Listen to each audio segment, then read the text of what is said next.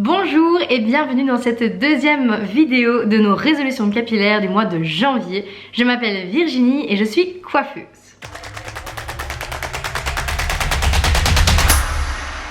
Si vous désirez que 2025 soit votre année et surtout l'année de vos cheveux, alors cette vidéo est parfaite pour vous. Aujourd'hui, on va parler des erreurs les plus courantes qui empêchent vos cheveux soit de pousser, soit d'être en bonne santé, brillants, sains, enfin un cheveu que l'on désire. Et surtout, je vais vous donner mes astuces pour ne plus jamais les commettre. D'ailleurs, n'hésitez pas à me dire ici en commentaire si vous allez vous reconnaître dans une de ces petites anecdotes ou si vous en connaissez peut-être d'autres qui pourraient nous amuser, tout simplement. Voici donc les erreurs les plus courantes et les astuces qui y sont associées. L'erreur numéro 1 est la fréquence de lavage. Laver trop souvent son cheveu ou le laver pas assez souvent peut créer parfois un petit déséquilibre. Je m'explique. Trop de lavage va assécher votre cheveu, mais à l'inverse, pas assez de lavage va peut-être leur donner un effet gras ou terne. La solution est très simple, si vous avez le cheveu gras, essayez d'espacer vos lavages un maximum et surtout utilisez des shampoings doux.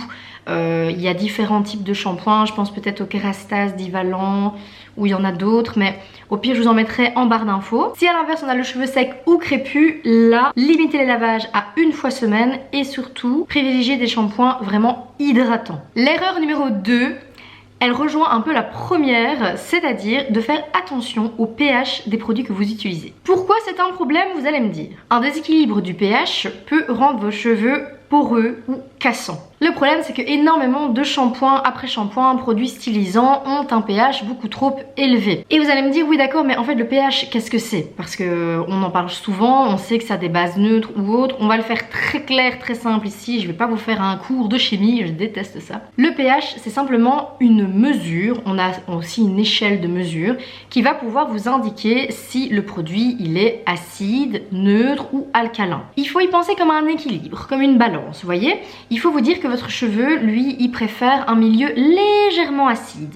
Donc, on sera sur du 4,5 ou du 5,5. Si votre produit est trop alcalin, alors votre cheveu va peut-être s'ouvrir un petit peu trop et il va devenir plus vite sec et plus vite cassant. Et dans l'autre sens, s'il est trop acide, là ça va vraiment irriter votre cuir chevelu et il y a possibilité que vous ayez de grosses démangeaisons. Donc ici la solution est très simple, vérifiez les produits que vous possédez déjà et si ceux-là sont trop acides ou trop alcalins, je vous conseille de plutôt vous diriger vers des produits avec un pH plus ou moins neutre, entre 4,5 et 5,5. Par exemple, je l'avais noté, le Kérastase Bain Satin, qui lui a vraiment un très bon pH. Je suis pas sponsorisée par une marque, hein, mais voilà, je vous donne des marques que moi je connais. Ou alors, il y avait aussi une petite astuce que j'ai notée, mais entre nous, je me demande quand même si ça laisse pas une petite odeur dans le cheveu, mais écoutez, à voir. Je testerai, je vous dirai quoi. Ce serait de faire un rinçage de vos cheveux. Donc au lieu d'utiliser l'eau de votre douche quand vous rincez vos cheveux, vous le rincez avec 500 ml d'eau et une cuillère à soupe de vinaigre de cidre. Apparemment, ça permettrait de rendre le pH neutre de votre cheveu. Donc, à tester. Dans tous les cas, la solution à ce problème qui était un peu associé à la première erreur, elle est vraiment simple et facile à réaliser. L'erreur numéro 3, comment vous dire, elle est de plus en plus fréquente. C'est-à-dire avoir trop de tension lorsque vous faites vos coiffures. C'est un gros problème dans le milieu de la coiffure et ce depuis quelques années, depuis surtout que les ponytails, les coiffures à la Ariana Grande, les coiffures plaquées avec plein de gel, avec de la laque, des produits fixants, mais principalement des élastiques rikikikini qui vous serrent les cheveux et qui les cassent. Ça, c'est un problème générationnel, j'ai envie de dire, parce que ça fait quand même quelques années que l'on voit ce genre de coupe, de coiffage arriver de plus en plus.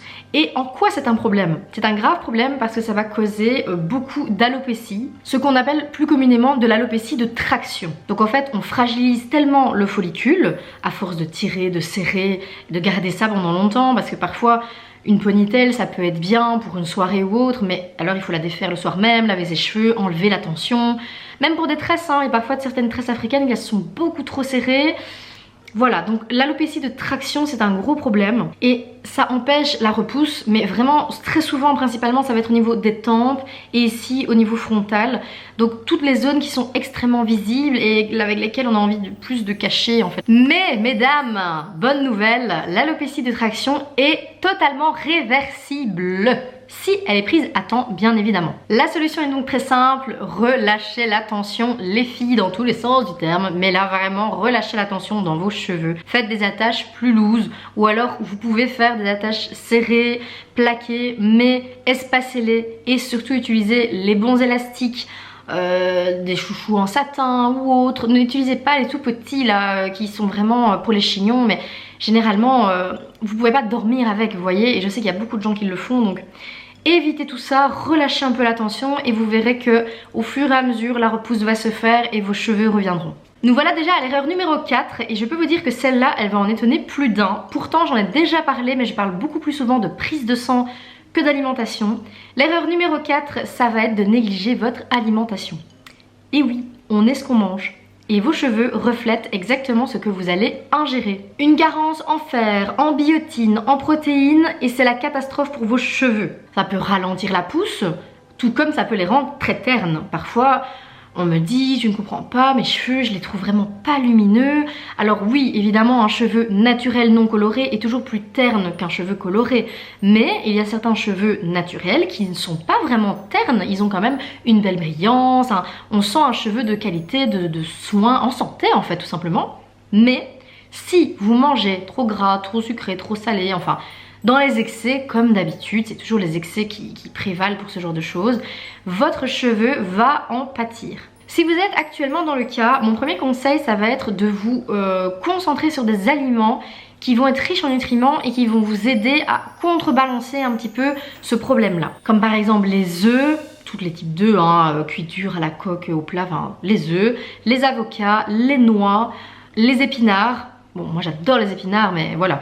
Les aliments très riches en nutriments vont vous aider à inverser la chose. Et bien évidemment, si nécessaire, prenez des compléments. Donc soit des compléments alimentaires, ou alors tout simplement faites une cure capillaire. Il y en a mais 1 milliard. Il y a la très connue Aline, mais qui, je pense, coûte trop cher pour son effet. Il y a énormément d'autres marques qui vous proposent des cures de vitamines. Il y en a, elles proposent avec des gummies, d'autres c'est avec des gélules à avaler. Il y a un monde infiniment immense. Moi personnellement, je vis en Belgique. J'ai déjà testé en pharmacie une cure qui s'appelle Cystifan. Elle était très bien. J'ai déjà aussi acheté sur internet les produits Luxéol. J'avais très bien aimé aussi la repousse. Sinon j'avais testé aussi les produits Gloa qui ont été élus quand même l'année passée numéro 1 des cures de vitamines. Donc vous voyez, il y a vraiment de tout et je suis sponsorisée par personne. Je les ai achetés de moi-même et je les ai essayés moi-même. Je sais que ces trois-là, généralement, j'ai eu des bons retours aussi de par mes clientes quand je leur ai conseillé. Donc vous pourriez y aller, je pense, les yeux fermés. À savoir que bien évidemment, une cure, ça se fait pendant 3 mois obligatoirement. Donc si après 1 mois vous ne voyez pas d'effet et que vous arrêtez, c'est pas la faute de la cure, c'est votre faute à vous. Discipline. Là, j'élule tous les jours pendant 3 mois parce que les premiers résultats arrivent généralement après 2 mois, 2 mois et demi. Donc voilà. L'erreur numéro 5, c'est de ne pas écouter votre cheveu. Vous allez me dire en quoi c'est un problème et surtout, mais de quoi tu parles? Mes cheveux ne me parlent pas. Chaque personne est unique et chaque cheveu est unique. Copier la routine capillaire de quelqu'un ne va pas forcément avoir les mêmes résultats sur votre propre routine capillaire, donc vos propres cheveux. Vous pouvez évidemment vous inspirer d'une routine capillaire, mais vous devez écouter votre cheveu. Vous devez vraiment vous dire, ok, j'adore la routine capillaire de cette fille, j'aimerais faire tout pareil. Et puis finalement vous testez et vous vous dites, punaise mais mon cheveu il est gras, mon cheveu il est comme ça, ça va pas, il y a un problème. D'accord, adaptez-la à votre cheveu. Enlevez les produits qui ne correspondent pas et changez-les par des produits qui correspondent à votre type de cheveux et à vos cheveux en eux-mêmes. La solution sera super simple, elle sera juste d'ajuster un petit peu en fonction des produits. Si c'est trop lourd, vous changez, vous en prenez un moins lourd. Si c'est trop sec, vous prenez quelque chose de plus hydratant. Il faut vraiment jouer sur le ressenti que vous allez avoir avec vos cheveux et ça c'est important. Parfois on me dit, je comprends pas, j'utilise 1 milliard de produits qui sont super bien, mes cheveux ne ressemblent à rien. Oui, mais est-ce que ces produits sont adaptés à ton cheveu? Ça c'est la vraie question. Alors, quelle erreur allez-vous corriger en premier? Je suis curieuse. Dites-le moi en commentaire et n'hésitez pas à liker, commenter, vous abonner. Faites-vous plaisir, je suis là pour ça. Et aussi n'hésitez pas à envoyer cette vidéo à quelqu'un qui en aurait bien besoin. Gros teasing, la semaine prochaine, je vais vous apprendre comment faire votre routine capillaire idéale pour votre type de cheveux. Et croyez-moi, vous ne voulez pas manquer celle-là. Rendez-vous lundi prochain et en attendant, prenez soin de vos cheveux.